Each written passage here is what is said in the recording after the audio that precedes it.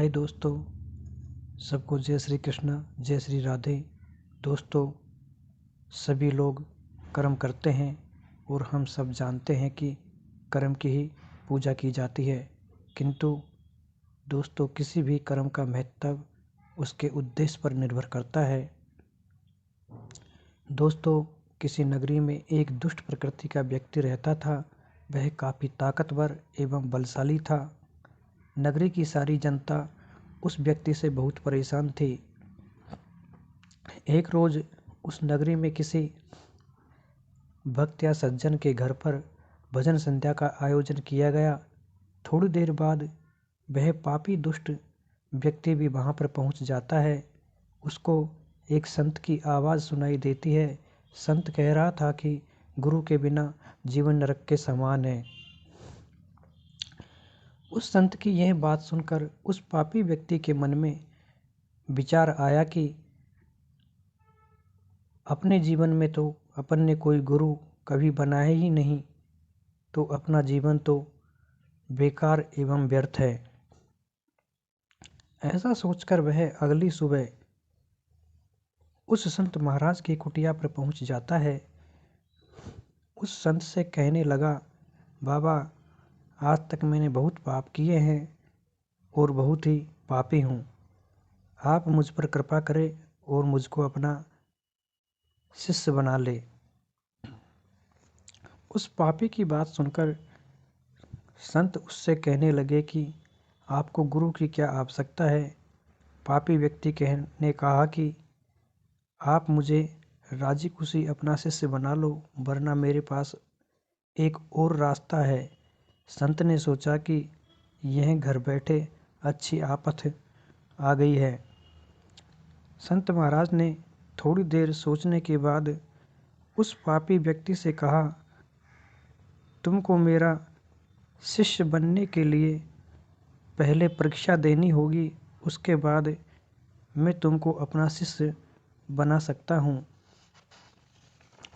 संत की यह बात सुनकर पापी व्यक्ति ने कहा कि बताओ महाराज, मुझे क्या करना होगा। संत कहने लगा कि सामने जो सूखी लकड़ी पड़ी है, इसे लेकर जाइए। जब इस लकड़ी में हरी डालियां निकलने लग जाए तो मेरे पास ले आना, मैं तुमको मेरा शिष्य बना लूँगा। वह अज्ञान व्यक्ति उस लकड़ी को लेकर वहाँ से जंगल की ओर रवाना हो जाता है। बहुत समय तक वह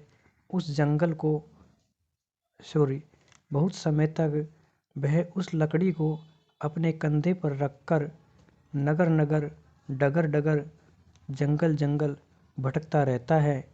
एक रोज वह चला जा रहा था तो उसने देखा कि एक तालाब के किनारे बहुत सी गाय व अन्य जानवर मृत पड़े हुए थे।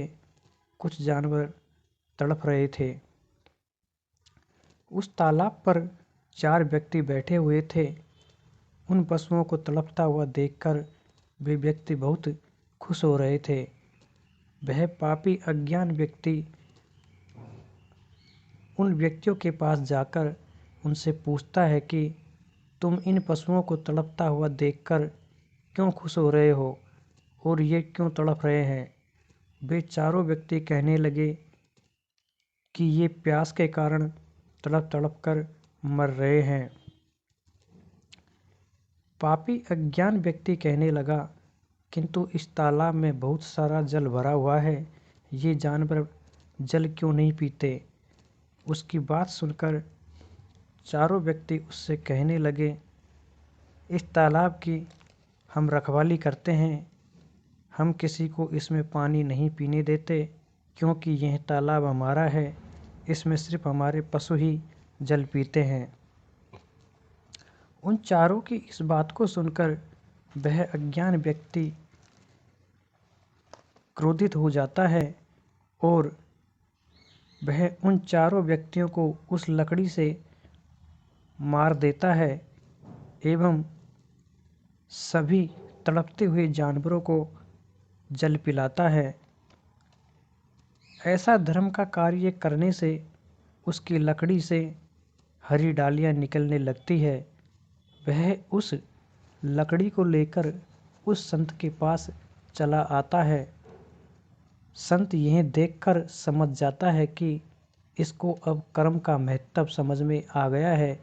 वह उस पापी को अपना शिष्य बना लेता है। इस प्रकार दोस्तों उस पापी के जीवन का उद्धार हो जाता है। दोस्तों आपको समझ में आया होगा कि कर्म सिर्फ उद्देश्य पर ही निर्भर होता है। जैसा कि आपने कहानी में सुना, पहले भी वह व्यक्ति अपने उद्देश्य और अपने स्वार्थ प्राप्ति के लिए लोगों को मारता था, वह सताता था, तब वह पाप था।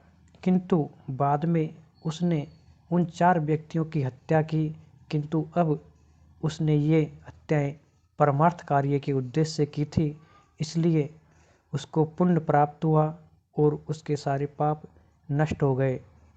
आई होप दोस्तों आपको कहानी पसंद आई हो तो प्लीज़ चैनल को लाइक एवं सब्सक्राइब करना ना भूलें। साथ ही कमेंट करके बताएं कि आपको कहानी पसंद आई है या नहीं। दोस्तों मिलते हैं अगली कहानी में, तब तक सबको मेरा प्यारा सा प्रणाम।